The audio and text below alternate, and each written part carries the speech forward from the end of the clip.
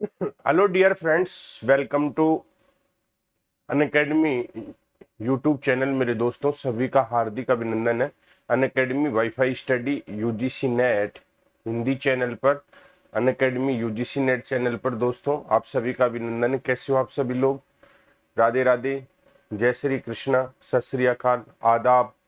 उम्मीद करता हूँ आप सब अच्छे होंगे मेरे परम मित्रों और आपकी पढ़ाई चल रही होगी। आज मैं आप लोगों के लिए एक paper first UGC net JRF का पेपर फर्स्ट में हायर एजुकेशन का जो पार्ट है उसको लेकर आपके सामने प्रस्तुत हुआ हूँ। और उसमें आज हायर एजुकेशन के पार्ट में मैं आपको चीजें बताऊंगा कि कौन सा पार्ट में कहाँ से क्वेश्चन बनता है और किस लेवल तक का क्वेश्चन बनता है, उसकी चर्चा अपन करेंगे मेरे दोस्तों। तो स्वागत, अभिनंदन आप सभी का। उम्मीद करता हूं कि आवाज मेरी आप लोगों तक प्रॉपर आ रही होगी बेहतरीन तरीके से। तो चलिए बिना समय खराब किए अपन स्टार्ट करते हैं मेरे परम मित्रों। तो सबसे पहले अनअकैडमी पे पेपर 1 और पेपर 2 के लिए यदि आपको पढ़ना है मेरे से तो मेरा रेफरल कोड राजेंद्र 10 यूज करें कैपिटल अक्षर में बिना स्पेस की, तो फीस में 10% का डिस्काउंट मिलेगा।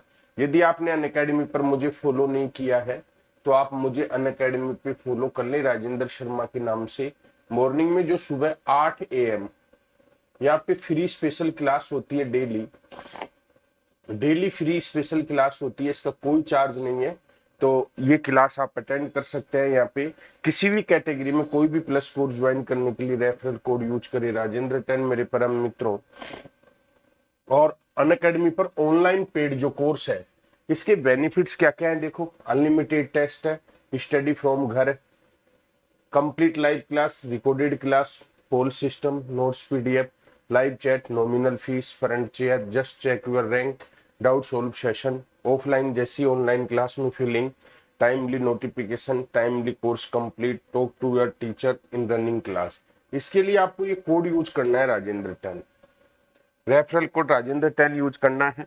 और अनअकैडमी के ऊपर मेरे कोर्स के बारे में जानकारी लेनी है, या आपको कोर्स के ऑफर के बारे में जानकारी लेनी है, या आपको कैसे पढ़ना है या आपको कैसे पढ़ना है इसके बारे में जानकारी लेनी है, तो ये नंबर है, पर्सनल नंबर है हमारा।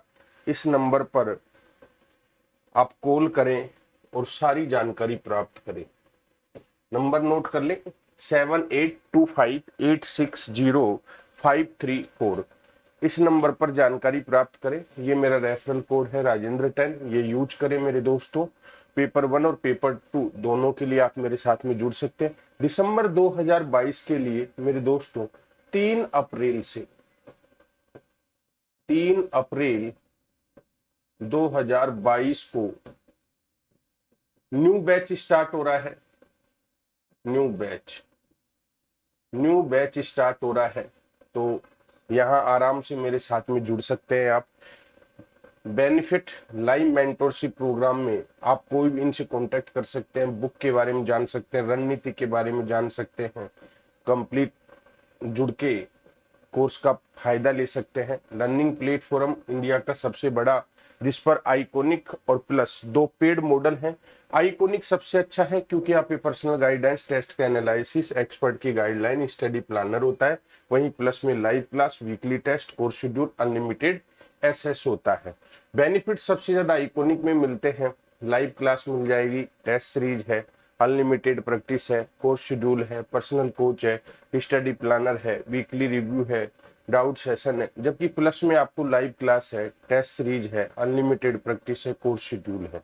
तो ये आपको कंप्लीट बेनिफिट्स मिलते हैं। कोर्स परचेज करने के लिए आपको NTA UGC net set exam में जाना है, आइकोनिक पर आपको क्लिक करना है।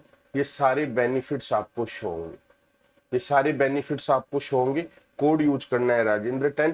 फीस में आपको 10% का मिलेगा ऑफ, 10% का ऑफ मिलेगा। और 10% का जो ऑफ मिलता है वो आपको कॉइन से मिलता है। वो आपको किससे मिलता है? कॉइन से।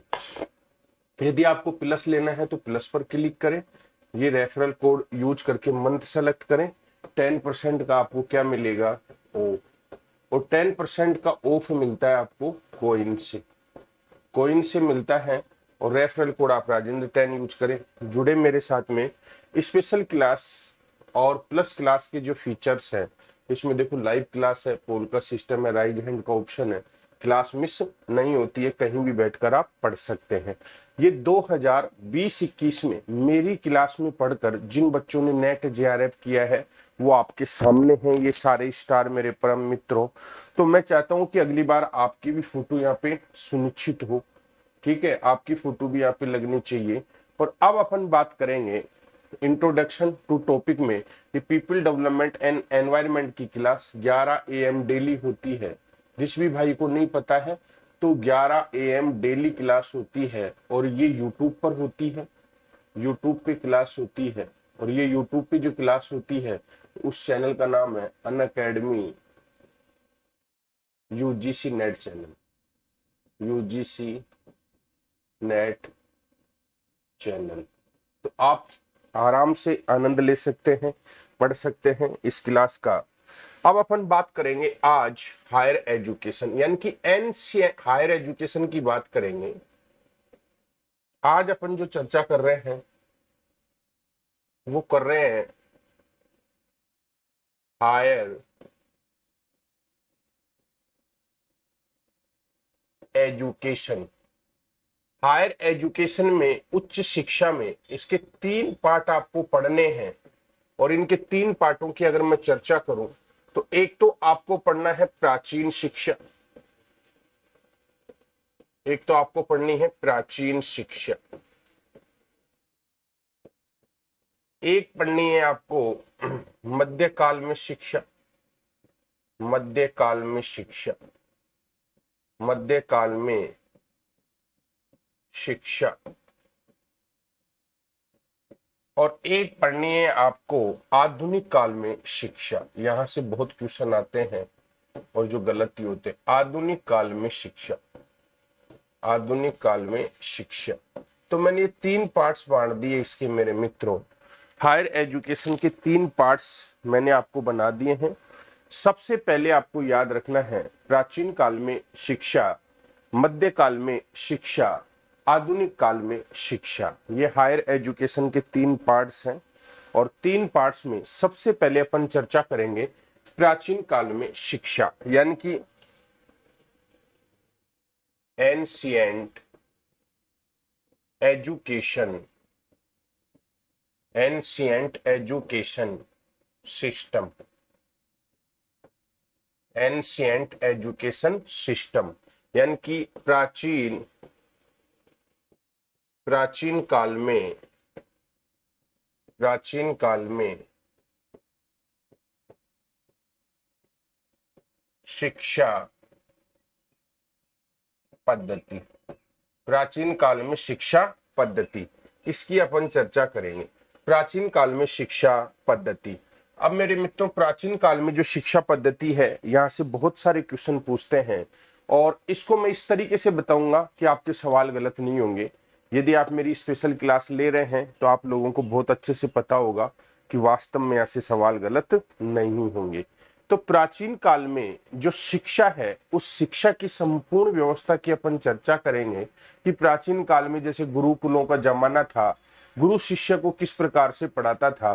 तो एक पहले ओवरऑल व्यू लेकर चलेंगे अपन और फिर थोड़ा सा अच्छे से आपको विस्तृत पूर्वक समझता हुआ इसको चलेंगे। तो सबसे पहले अगर प्राचीन काल में शिक्षा की बात करें तो अपन एक बार थोड़ा सा देखना है कि प्राचीन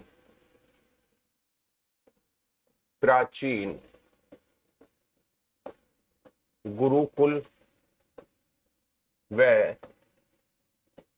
शिक्षा व्यवस्था के साथ दर्शन, फिलोसॉफी, यानी कि प्राचीन गुरुकुल शिक्षा व्यवस्था और दर्शन, यानी कि मैं ऐसे भी बता सकता हूं एजुकेशन फिलोसॉफी।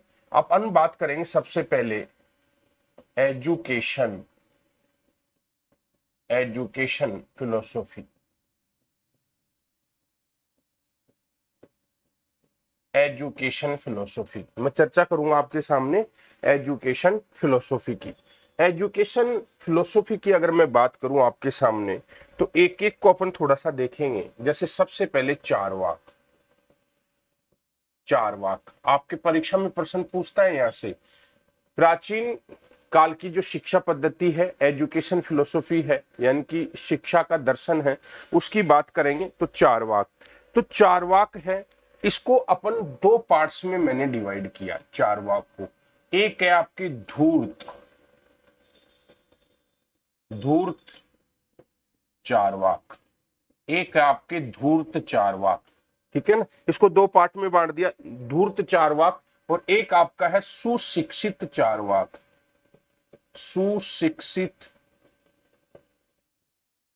चारवाक, याद रखना है। चारवाक को मैंने दो पार्ट्स में बांट दिया, एक है धूर्त चारवाक, एक है सुशिक्षित चारवाक। ये आपको याद रखना है। और इसके प्रतिपादक कौन है? आचार्य बृहस्पति। प्रतिपादक, प्रतिपादक एग्जाम में पूछता है तो जवाब देना आचार्य बृहस्पति। बृहस्पति।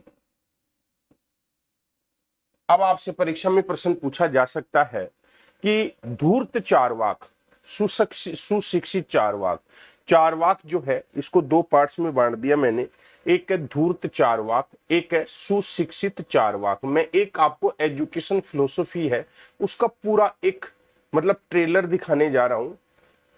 एक एजुकेशन जो फिलोसॉफी है आपकी, इसका पूरा ट्रेलर दिखा रहा हूं, और यहां से बहुत क्वेश्चन बनते हैं और यहां से सवाल गलत नहीं होगा।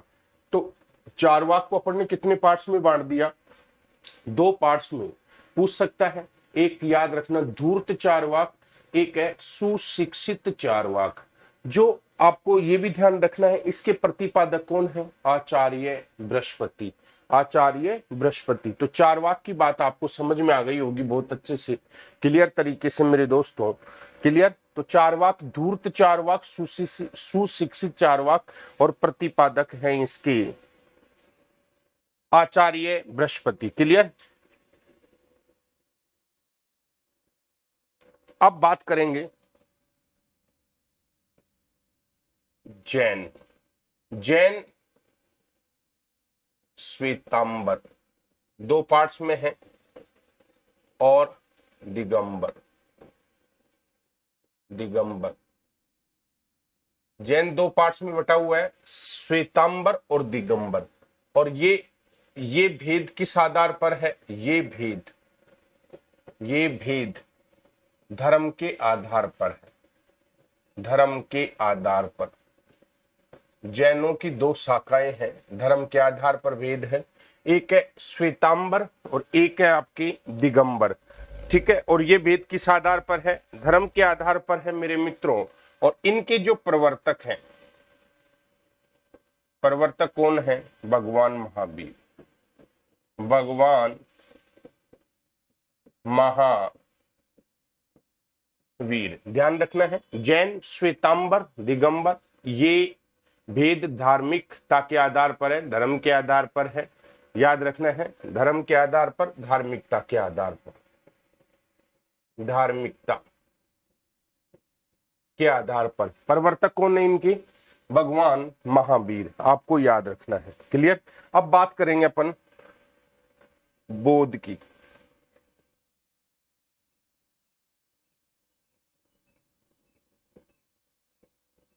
बौद्ध दर्शन की, बौद्ध फिलोसॉफी। बौद्ध फिलोसॉफी की बात करो तो ये भी दो पार्ट्स में है, हीनयान महायान। हीनयान महायान। महायान बेटा ये मतलब एक प्रकार का टेलर है, और इस टेलर में बहुत क्वेश्चन आते हैं, ये आपको याद रखना है। हीनयान शाखा, महायान शाखा। हीनयान शाखा की अगर मैं बात करूं, हीनयान शाखा के भी दो पार्ट्स हैं, सोतांत्रिक, सोतांत्रिक। देखो हीनयान शाखा, महायान शाखा, इसके भी दो दो पार्ट हैं। तो सोतांत्रिक बाहें अनुमेयवाद, सोतांत्रिक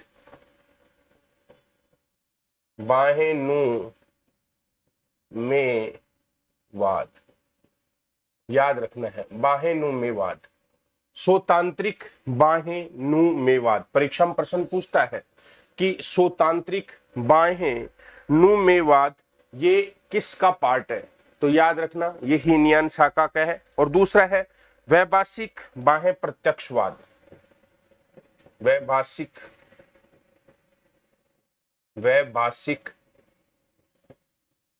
बाह्य प्रत्यक्षवाद, वैभाषिक बाह्य प्रत्यक्षवाद, ध्यान रखना है। तो बौद्ध धर्म की दो शाखा है, हीनयान महायान। हीनयान में स्वतांत्रिक बाह्यनुमेवाद है और वैभाषिक बाह्य प्रत्यक्षवाद है। महायान की अगर मैं बात करूं तो इसके भी दो पार्ट है मेरे मित्रों, एक है माध्यमिक शून्यवाद, माध्यमिक शून्यवाद, माध्यमिक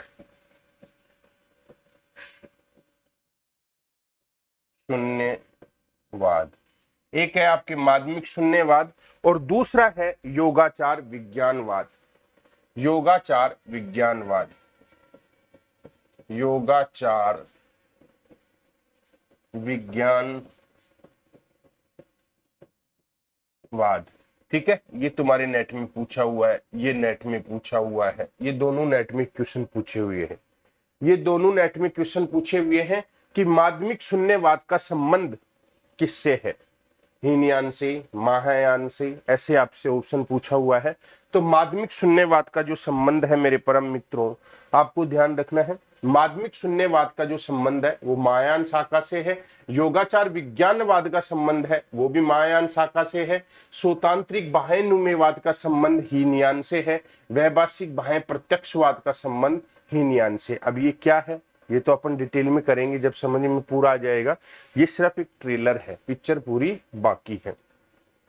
तो याद रखना है, बौद्ध धर्म की दो पार्ट्स अपन ने बताए आपको, एक हीनयान और एक आपका महायान, आपको ध्यान रखना है। तो हीनयान और महायान की अगर मैं चर्चा करूं आपके सामने,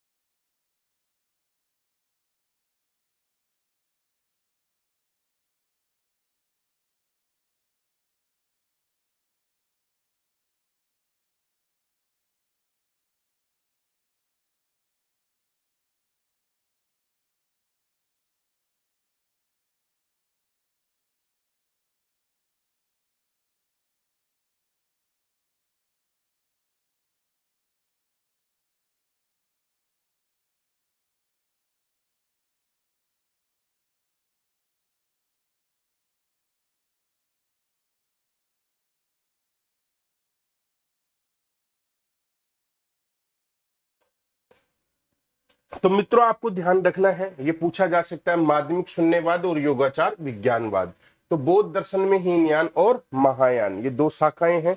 यहां से ये जो मैंने स्टार लगाया है ये क्वेश्चन आपके पिछले एग्जाम में पूछे हुए हैं, और या ये क्वेश्चन इसी प्रकार से पूछेगा कि माध्यमिक शून्यवाद का संबंध किससे है, योगाचार विज्ञानवाद का संबंध किससे है। क्लियर है क्या?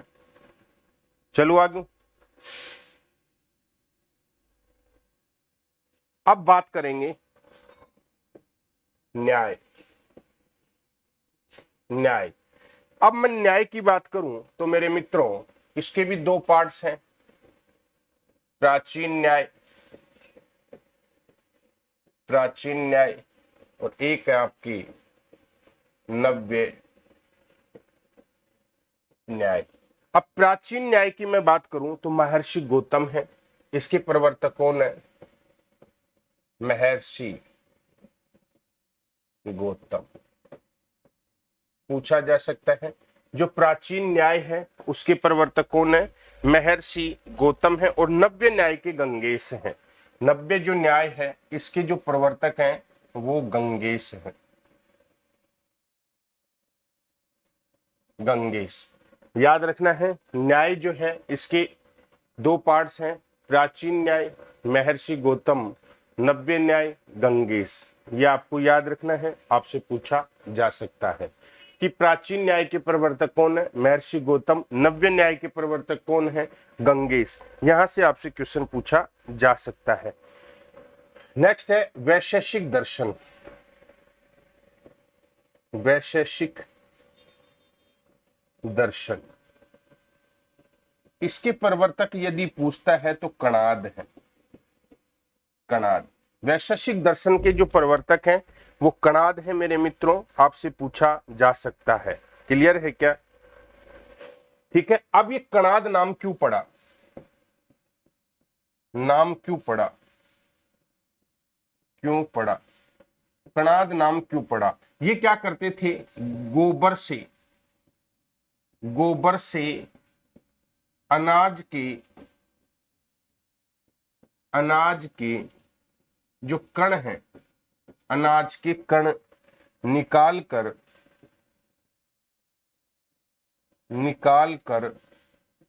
खाते थे, खाते थे। इसलिए इनका नाम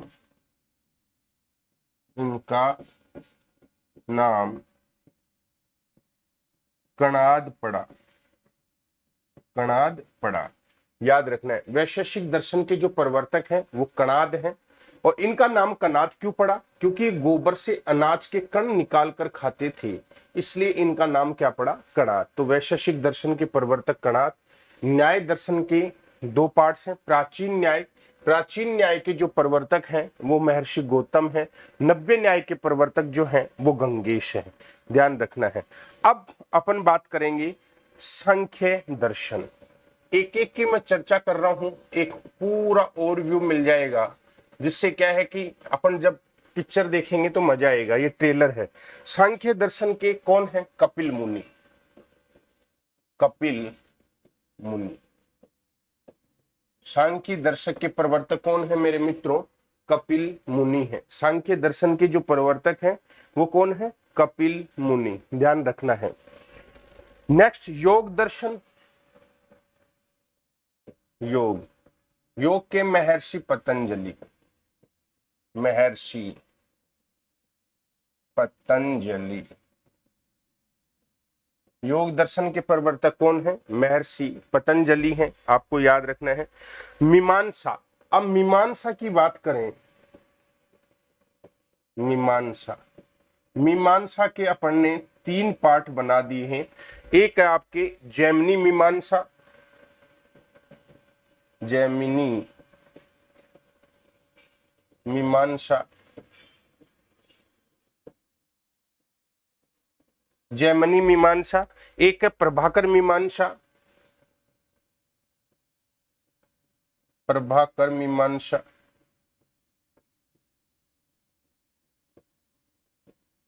एक है भट्ट मीमांसा, भट्ट मीमांसा। जैमिनी मीमांसा आचार्य जैमिनी है, इसके प्रवर्तक कौन है, आचार्य जैमिनी है। और जो प्रभाकर मीमांसा है इसके प्रवर्तक प्रभाकर मिश्र है, प्रभाकर मिश्र है, प्रभाकर मिश्र है। और भट्ट मीमांसा है, इसके प्रवर्तक आचार्य कुमारिल भट्ट है, आचार्य कुमारिल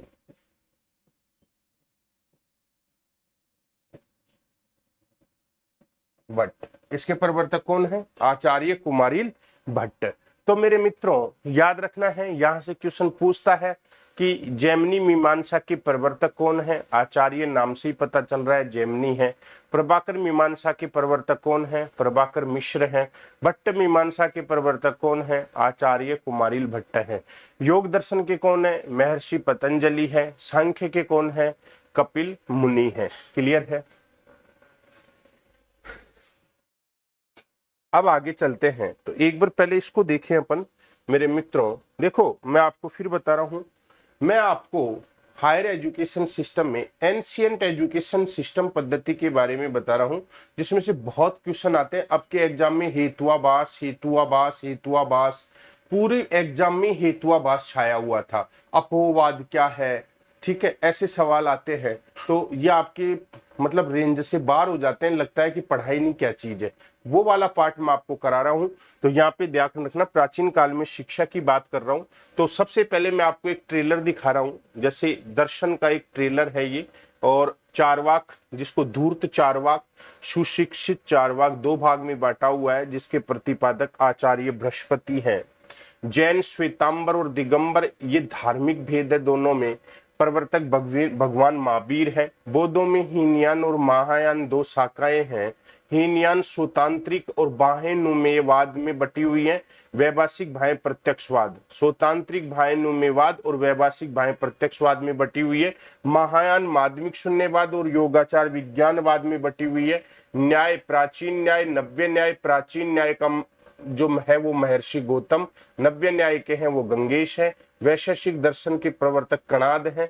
इनका नाम कणाद क्यों पड़ा? गोबर से अनाज के कण निकाल कर खाते थे, इसलिए इनका नाम कणाद पड़ा। सांख्य दर्शन के कपिल मुनि हैं। योग के महर्षि पतंजलि हैं। मीमांसा, जैमिनी मीमांसा आचार्य जैमिनी है। प्रभाकर मीमांसा प्रभाकर मिश्र हैं। भट्ट मीमांसा आचार्य कुमारिल भट्ट है। अब बात करेंगे अपन वेदांत की। अब बात करेंगे वेदांत। वेदांत समझ में आए ना? तो वेदांत का सिंपल तात्पर्य क्या है? वेदांत का सिंपल तात्पर्य, तो वेदों के अंत में आने वाला, वेदों के अंत में आने वाले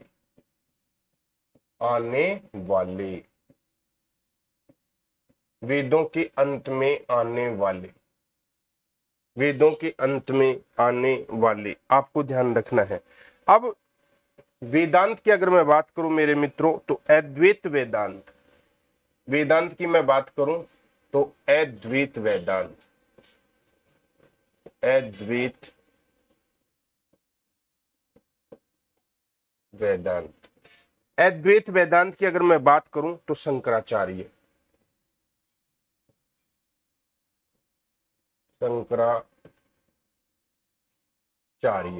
अद्वैत वेदांत, अद्वैत वेदांत का मतलब है शंकराचार्य, याद रखना है। दूसरा है वैष्णव वेदांत, वैष्णव वेदांत। वैष्णव वेदांत की अगर मैं बात करूं तो इसमें कुछ पार्ट्स हैं। वैष्णव वेदांत के अपन एक चार्ट बना लेते हैं। वेदांत को कितने पार्ट्स में बांट दिया मैंने? दो पार्ट्स में। एक बांट दिया अद्वैत वेदांत, एक बांट दिया अद्वैत वेदांत जिसके प्रवर्तक कौन है? शंकराचार्य। एक है वैष्णव वेदांत। वैष्णव वेदांत की अगर मैं बात करूं आपके सामने मेरे बच्चों, तो ध्यान से समझना। वैष्णव वेदांत की पार्ट्स की बात करूं तो सबसे पहले जैसे विशिष्टाद्वैत, विशिष्टाद्वैत, विशिष्टाद्वैत के जो प्रवर्तक हैं वो रामानुजन है, आचार्य रामानुज, आचार्य रामानुज। शुद्धाद्वैत दूसरा है आपका शुद्धाद्वैत, इसके हैं वल्लभाचार्य जी, वल्लभाचार्य। शुद्धाद्वैत इसके जो प्रवर्तक हैं वो वल्लभाचार्य हैं। द्वैताद्वैत,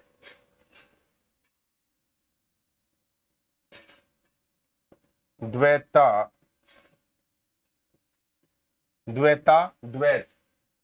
द्वैताद्वैत, ठीक है, द्वैताद्वैत या भेदा भेद, भेदा भेद, इसके हैं निम्बाकाचार्य जी,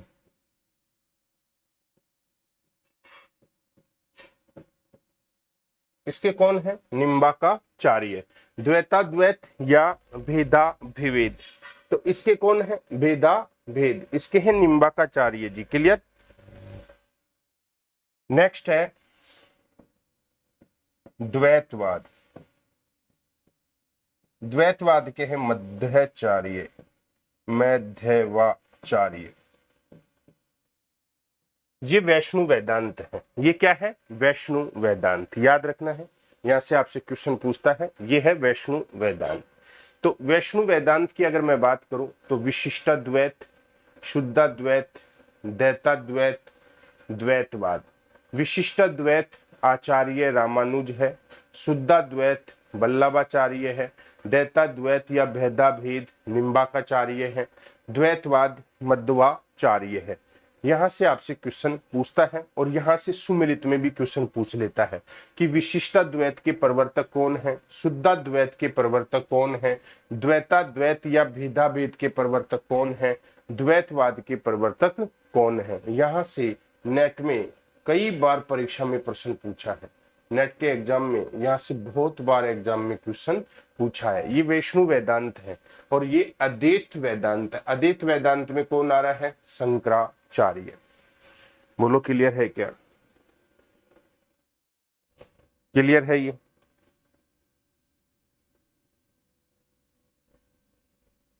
क्लियर? अब देखो, अब अपन बात करेंगे यहाँ पे इंडियन फिलोसॉफी में थोड़ा सा अपन पार्ट बात करेंगे। Indian philosophy, Indian philosophy. Indian philosophy की मैं बात करूं तो इंडियन फिलोसॉफी में एक होता है नास्तिक दर्शन, एक होता है नास्तिक दर्शन, एक होता है आस्तिक दर्शन, आस्तिक दर्शन। एक होता है नास्तिक दर्शन, एक होता है आस्तिक दर्शन। क्लियर? क्लियर है ना? नास्तिक दर्शन वेदों का विरोधी, यानी कि वेदों का विरोधी। नास्तिक दर्शन की मैं बात करूं तो एक तो ये वेदों का विरोधी है। पहली बात, वेदों का विरोधी यानी कि वेदों को नहीं मानने वाला, वेदों की प्रमाणिकता को नहीं मानना, वेदों की प्रामाणिकता, वेदों की प्रामाणिकता को नहीं मानना, वेदों की प्रामाणिकता को नहीं मानने वाला। एग्जाम्पल के लिए यहाँ पे कौन कौन से हैं? एग्जाम्पल के लिए चारवाक, जैन, बौद्ध। ये कैसे दर्शन है? नास्तिक दर्शन है। कैसे दर्शन है ये? नास्तिक दर्शन है मेरे मित्रों, ये आपको ध्यान रखना है। आस्तिक दर्शन की अगर मैं बात करूं तो आस्तिक दर्शन में ध्यान रखना, वेदों को मानने वाले, वेदों को मानने वाले। दूसरा रूढ़िवादी। कैसे दर्शन है? रूढ़िवादी, वेदों की प्रामाणिकता को मानने वाले हैं, रूढ़िवादी हैं। भगवान में विश्वास, भगवान में आस्था, इनकी भगवान में क्या होती है? आस्था होती है। तो याद रखना है, वेदों को मानने वाले रूढ़िवादी हैं और भगवान में क्या है? इनकी आस्था। भगवान में क्या होती है मेरे मित्रों? आस्था होती है। आपसे पूछा जा सकता है, यानी कि ये वेदों को मानते हैं, वेदों की सत्ता को मानते हैं, वेदों की सत्ता को मानते हैं, वेदों की सत्ता को मानते हैं, सत्ता को स्वीकार। और एग्जाम्पल में इनमें क्या आता है? इसमें आता है षड दर्शन। षड दर्शन, षड दर्शन जो है, ये दर्शन कैसा दर्शन है? षड दर्शन, 6 दर्शन आते हैं जो आस्तिक दर्शन है। जो षड दर्शन है मेरे मित्रों, ये आपको याद होना चाहिए, ये आस्तिक दर्शन की श्रेणी में आते हैं, जो षड दर्शन है। तो आपसे पूछ सकता है कि आस्तिक दर्शन की श्रेणी में कौन कौन से दर्शन आते हैं, तो आस्तिक दर्शन की श्रेणी में षड दर्शन आता है मेरे दोस्तों।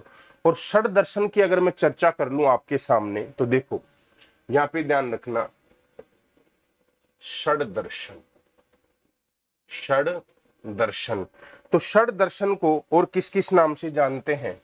षड दर्शन, षड दर्शन या इसे कहेंगे समुच्चय दर्शन,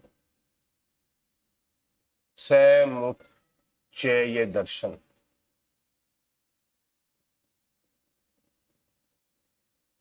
समुच्चय दर्शन, इसे षड दर्शन कह दो, इसे समुच्चय दर्शन कह दो, इसे हिंदू दर्शन कह दो,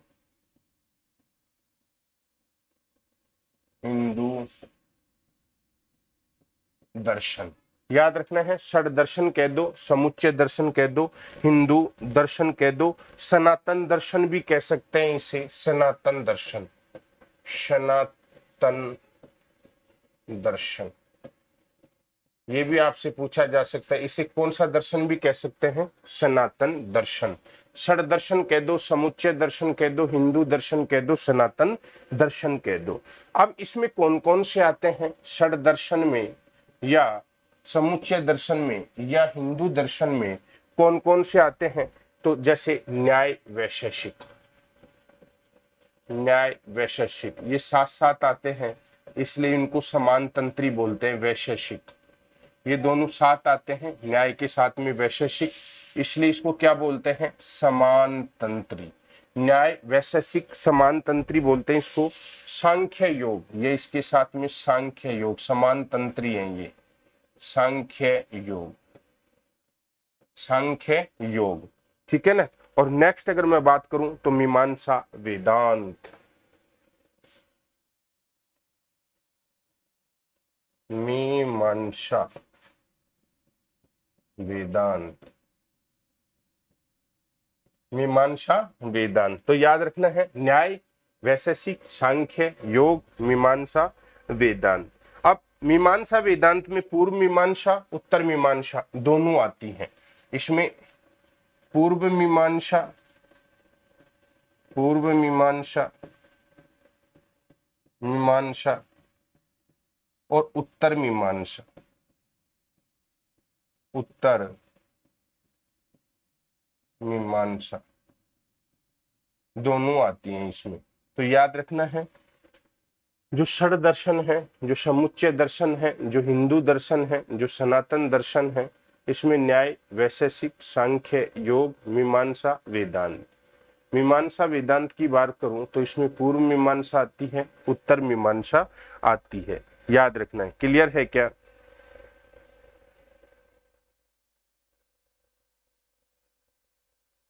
क्लियर।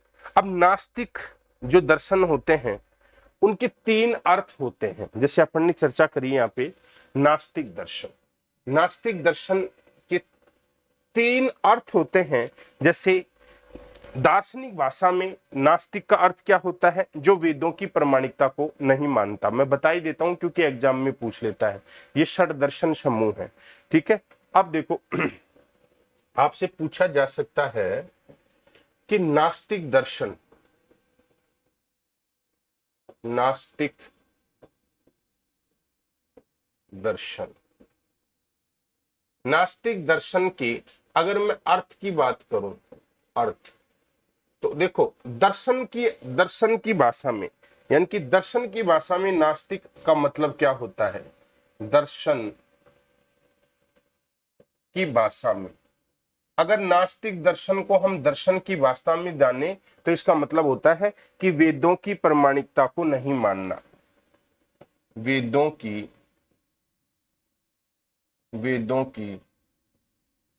प्रामाणिकता को नहीं मानना, वेदों की प्रामाणिकता को नहीं मानना, याद रखना है। नास्तिक दर्शन का मतलब होता है वेदों की प्रामाणिकता को नहीं मानना, दर्शन की भाषा में। सामान्य भाषा में नास्तिक का अर्थ सामान्य भाषा में भी पूछा जा सकता है, परीक्षा में ये क्वेश्चन पूछा हुआ है तुम्हारे नेट में तो ईश्वर की सत्ता को नहीं मानना, ईश्वर की सत्ता को नहीं मानना, ईश्वर की सत्ता को नहीं मानना, ये सामान्य अर्थ हो गया। और परलौकिक अर्थ याद रखना, या पारलौकिक अर्थ, पारलौकिक अर्थ, पारलौकिक अर्थ में क्या होता है, जो किसी भी पारलौकिक सत्ता को नहीं मानता, जो किसी भी पारलौकिक सत्ता को नहीं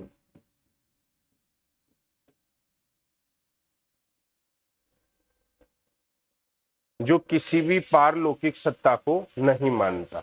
अब यहां से ध्यान से समझना है नास्तिक दर्शन का अर्थ।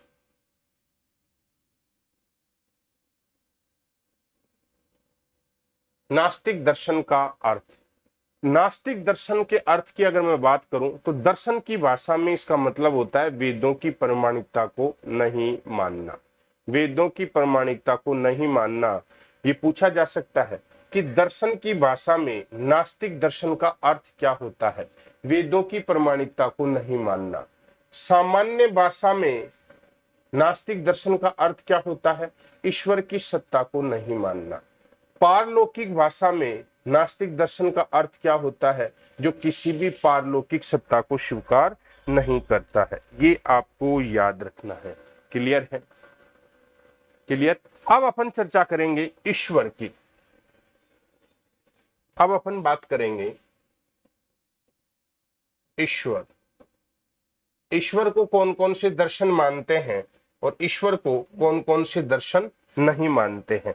तो देखो, ईश्वर की बात करें तो एक होता है ईश्वरवादी दर्शन, ईश्वरवादी दर्शन, एक होता है ईश्वरवादी दर्शन, एक होता है अनिश्वरवादी दर्शन, एक होता है अनिश्वरवादी दर्शन। एक होता है ईश्वरवादी दर्शन, एक होता है अनिश्वरवादी दर्शन। ईश्वरवादी दर्शन का मतलब क्या होता है, जो ईश्वर की सत्ता को मानते हैं, जो ईश्वर की सत्ता, ईश्वर की सत्ता को मानते हैं, जो ईश्वर की सत्ता को मानते हैं। और अनिश्वरवादी का मतलब क्या होता है मेरे परम मित्रों, जो ईश्वर की सत्ता को नहीं मानते, जो ईश्वर की सत्ता को नहीं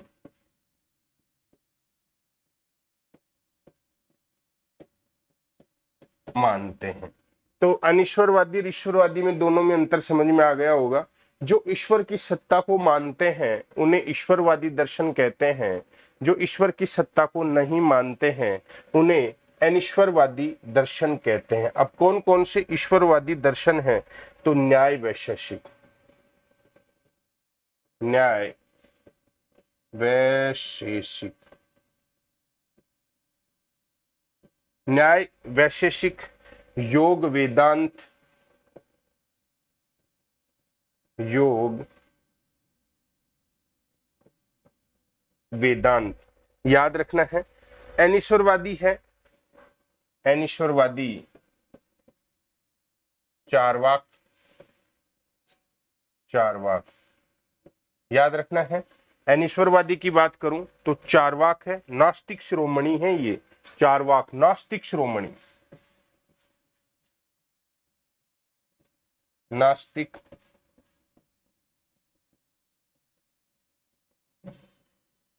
शिरोमणि। जैन बौद्ध,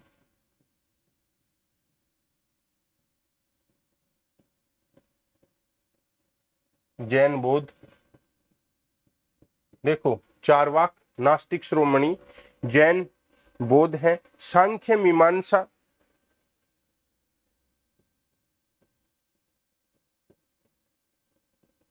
सांख्य, मीमांसा,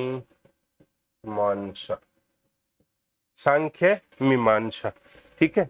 सांख्य दर्शन जो है आस्तिक है, किंतु ईश्वर की सत्ता को स्वीकार नहीं करता है। इंपॉर्टेंट चीज है। सॉरी, मीमांसा दर्शन है ना, ये आस्तिक दर्शन है। ये दर्शन कैसा है? आस्तिक दर्शन है, दर्शन है, लेकिन ईश्वर की सत्ता को स्वीकार नहीं करता। ईश्वर की सत्ता को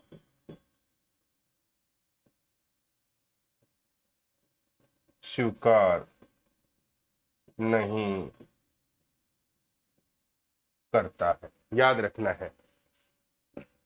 ये आपसे यहां से नेट में क्वेश्चन पूछा हुआ है मीमांसा दर्शन के बारे में। निम्न में से वो कौन सा दर्शन है जो आस्तिक है लेकिन ईश्वर की सत्ता को स्वीकार नहीं करता? ये क्वेश्चन आपके नेट में पूछा हुआ है कि वो कौन सा दर्शन है जो आस्तिक है लेकिन ईश्वर की सत्ता को स्वीकार नहीं करता है। तो ऐसा दर्शन जो आस्तिक है लेकिन ईश्वर की सत्ता को स्वीकार नहीं कर रहा, तो मीमांसा दर्शन। तो कौन सा दर्शन है मेरे परम मित्रों?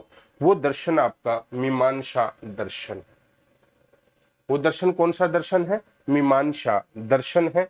ये नेट में क्वेश्चन पूछा हुआ है आपसे, नेट एग्जाम में क्वेश्चन आया हुआ है कि वो कौन सा दर्शन है जो आस्तिक तो है लेकिन ईश्वर की सत्ता को स्वीकार नहीं करता है। तो बेटा अभी तो ये ट्रेलर है, पिक्चर पूरी बाकी है, जब भी आपको समझ में आएंगे, नहीं तो समझ में नहीं आएंगे। ठीक है। अब देखो, जैसे अपन बात करें नास्तिक और आस्तिक अपन ने पढ़े थे, तो याद रखना है, जैसे नास्तिक दर्शन, नास्तिक दर्शन, और एक बताया मैंने आस्तिक दर्शन। आस्तिक दर्शन। नास्तिक दर्शन में कौन है सबसे इंपॉर्टेंट? नास्तिक में है चारवाक। चारवाक, चारवाक क्या कहता है कि जब तक जियो, जब तक जियो सुख से जियो, सुख से जियो, कर्जा लेकर भी, कर्जा लेकर भी घी पियो, घी पियो। ये दर्शन कौन सा कहता है? चारवाक, कि जब तक जियो सुख से जियो, कर्जा लेकर भी घी पियो। याद रखना है। जैन आस्तिक है। जैन दर्शन जो है ये आस्तिक दर्शन कैसे हैं? देखो, जैन, जैन, जैन दर्शन आस्तिक कैसे हैं? क्योंकि आत्मा की सत्ता को मानते हैं, आत्मा की सत्ता को मानते हैं, सत्ता को मानते हैं। जैन मानते हैं, जैन दर्शन आत्मा को मानते हैं मेरे बच्चों। जैन दर्शन आत्मा को मानते हैं, आत्मा व मोक्ष को मानते हैं, आत्मा की सत्ता को मानते हैं। जैन दर्शन मोक्ष को भी मानते हैं, मोक्ष को भी क्या करते हैं? मोक्ष को भी ये स्वीकार करते हैं।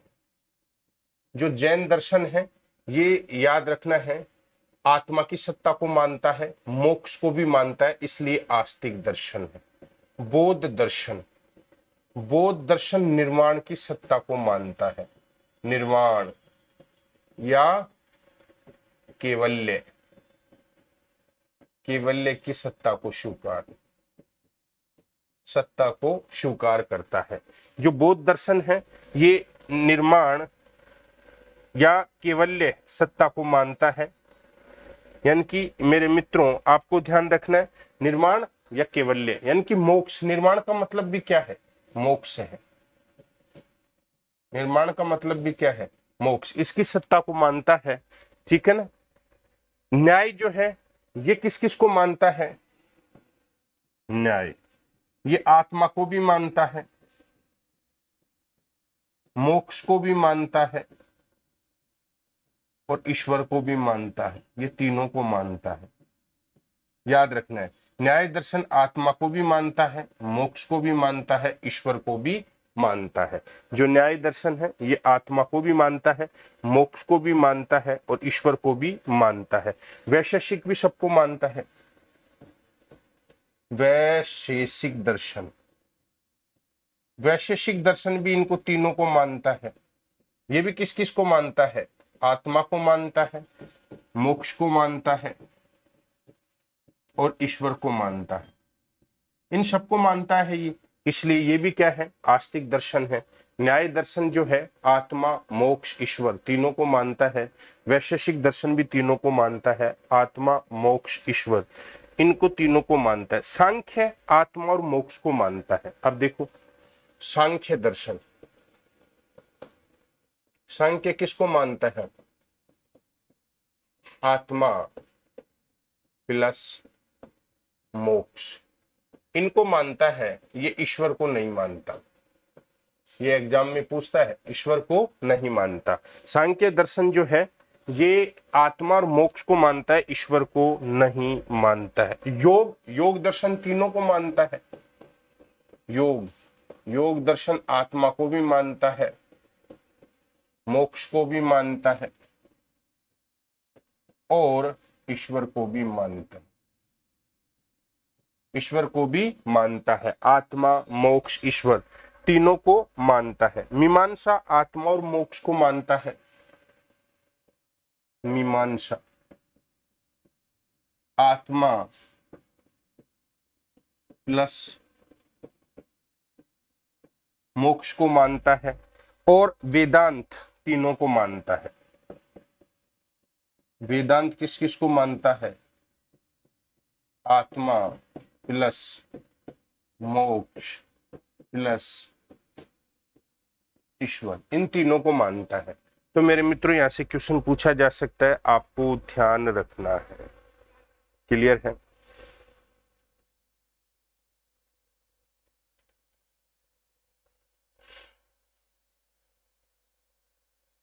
क्लियर? आपसे पूछे तो ये ध्यान रखना है कौन सा दर्शन किसको मानता है। अब बात करेंगे वैदिक दर्शन की। वैदिक दर्शन बेटाओ यहां से बहुत क्वेश्चन आते हैं। वैदिक दर्शन,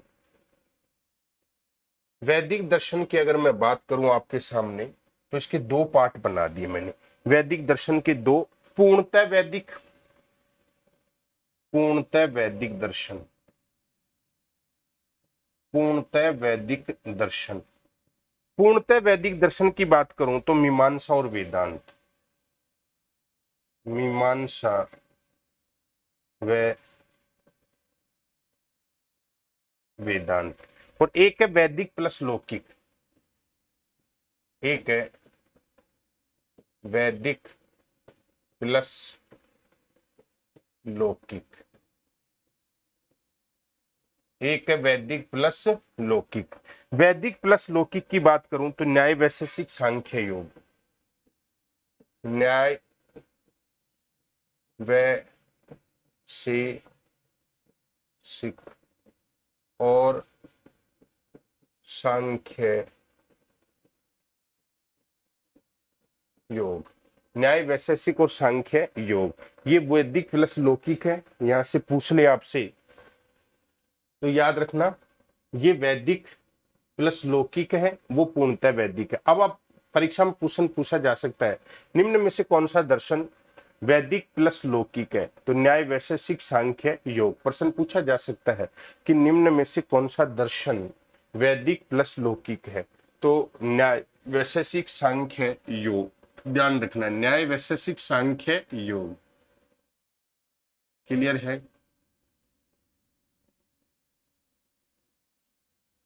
क्लियर है ये?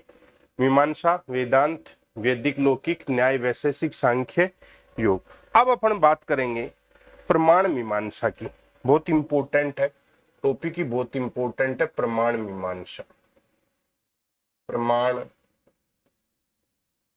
मीमांसा, प्रमाण मीमांसा यानी कि याद रखना है, भारतीय दर्शन में 5 प्रकार के प्रमाण है। भारतीय दर्शन में 5 प्रकार के प्रमाण है। 5 प्रकार के प्रमाण भारतीय दर्शन में 5 प्रकार के जो प्रमाण हैं उनको स्वीकार किया गया है। क्लियर है क्या? तो भारतीय दर्शन में 6 प्रकार के, भारतीय दर्शन में 6 प्रकार के प्रमाण को स्वीकार किया गया है। देखो मैं बताऊंगा अभी, एक अभाव भी है। भारतीय दर्शन में 6 प्रकार के प्रमाणों को स्वीकार किया गया है। अब एक एक प्रमाण की देखेंगे, चार्ट बनाऊंगा पूरा। तो एक तरफ लिखा मैंने दर्शन, एक तरफ लिखा मैंने दर्शन, यानी कौन सा दर्शन कितने प्रमाण मानता है। तो जैसे चारवाक, चार्ट बना देता हूं। चारवाक, बौद्ध दर्शन, एक ही चार्ट में समझ में आ जाएगा।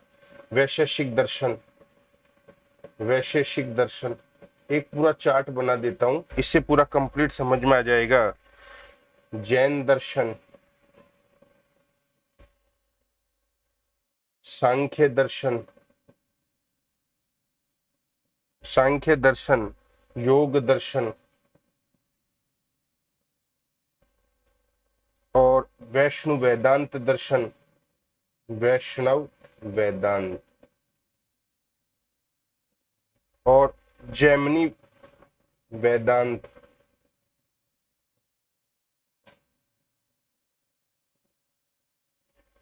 प्रभाकर मीमांसा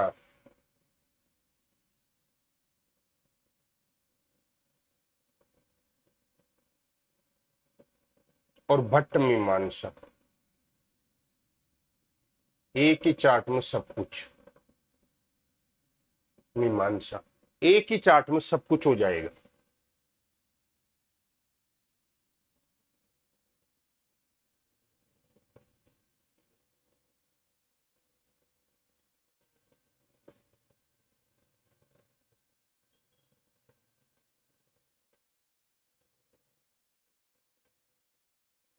अब यहां पे ये दर्शन लिख दिया मैंने। अब इधर प्रमाणों की बात करेंगे, कौन कौन से प्रमाण है। ये दर्शन हो गए प्रमाण। तो प्रमाणों में अपन बात करें जैसे प्रत्यक्ष प्रमाण, प्रत्यक्ष प्रमाण,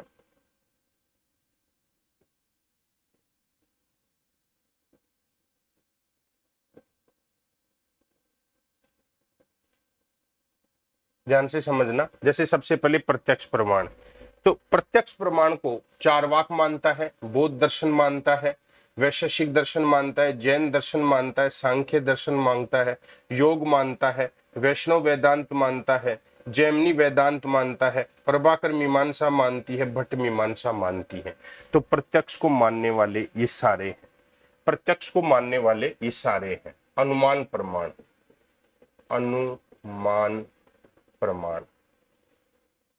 अब बात करेंगे अनुमान प्रमाण की। कौन सा दर्शन अनुमान को मानता है, प्रमाण को, और कौन सा दर्शन अनुमान प्रमाण को नहीं मानता है। ये चार्ट अगर याद है तो सब कुछ याद है, चार्ट अगर याद नहीं है तो कुछ भी याद नहीं है। चारवाक अनुमान को प्रमाण नहीं मानता, चारवाक केवल प्रत्यक्ष को ही प्रमाण मानता है, अनुमान को प्रमाण नहीं मानता। बौद्ध अनुमान को प्रमाण मानते हैं, वैशेषिक मानता है, जैन मानते हैं, सांख्य मानता है, योग मानता है, वैष्णव वेदांत मानता है, जैमिनी वेदांत मानता है, प्रभाकर मीमांसा मानती है, भट्ट मीमांसा मानती है। ये अनुमान को प्रमाण मानते हैं। अब बात करेंगे शब्द प्रमाण। शब्द प्रमाण, शब्द को कौन कौन प्रमाण मानते हैं, कौन कौन प्रमाण नहीं मानते हैं। क्लियर। तो देखो, वैशेषिक शब्द को प्रमाण नहीं मानता, बोध नहीं मानते, और ये चारवाक नहीं मानता। चारवाक, बोध और वैशेषिक नहीं मानते हैं। बाकी देखो, बाकी जैन मानते हैं, सांख्य मानता है, योग मानता है, वैष्णव वेदांत मानता है, जैमिनी वेदांत मानता है, प्रभाकर मीमांसा मानती है, भट्ट मीमांसा मानती है। ये सब प्रमाण मानते हैं शब्द को। शब्द को नहीं मानता है तो ये क्रॉस वाले नहीं मानते हैं। शब्द को प्रमाण जो मैंने राइट लगा रखे हैं वो मानते हैं, याद रखना है। चले आगे। अब बात करेंगे उपमान प्रमाण की। उपमान प्रमाण, उपमान प्रमाण, कौन कौन उपमान को प्रमाण मानते हैं, कौन कौन उपमान को प्रमाण मानते हैं और कौन कौन उपमान को प्रमाण नहीं मानते हैं। तो याद रखना है मेरे मित्रों, प्रभाकर मीमांसा प्रमाण मानती है और भट्ट मीमांसा प्रमाण मानती है। बाकी कोई भी दर्शन उपमान को प्रमाण नहीं मानता। कोई भी दर्शन उपमान को प्रमाण नहीं मानता। तो परीक्षा में प्रश्न पूछा जा सकता है। अब बात करेंगे अर्थापत्ति प्रमाण की। अगला है अर्थापत्ति प्रमाण। अर्थापत्ति, ये अर्थापत्ति, अरे ये होते क्या है ये डिटेल में मैं समझा दूंगा, अभी टेंशन ना लो। अर्थापत्ति प्रमाण की, अब देखो, अर्थापत्ति प्रमाण को प्रभाकर और मीमांसा प्रमाण मानती है। बाकी कोई भी दर्शन अर्थापत्ति को प्रमाण नहीं मानता। अर्थापत्ति को कोई भी दर्शन प्रमाण नहीं मानता, सिर्फ और सिर्फ किसको छोड़कर, प्रभाकर मीमांसा और भट्ट मीमांसा को छोड़कर कोई भी नहीं मानता है। अनुपलब्धि प्रमाण लास्ट है। अनुपलब्धि, बेटाओ मैंने बहुत शॉर्ट बता दिया इसको। अनुपलब्धि प्रमाण, अभी देखो कौन सा दर्शन कितने प्रमाण मानता है, ये परीक्षा में प्रश्न पूछ लेता है। अनुपलब्धि प्रमाण, अनुपलब्धि प्रमाण को केवल भट्ट मीमांसा मानती है। बाकी कोई भी दर्शन अनुपलब्धि को प्रमाण नहीं मानता। कोई भी दर्शन अनुपलब्धि को प्रमाण नहीं मानता। अब देखो यहां से क्वेश्चन और भी बन जाते हैं। अब देखो, निम्न में से कौन सा दर्शन एक प्रमाण मानता है। तो चारवाक दर्शन कितने प्रमाण मानता है, एक प्रमाण मानता है।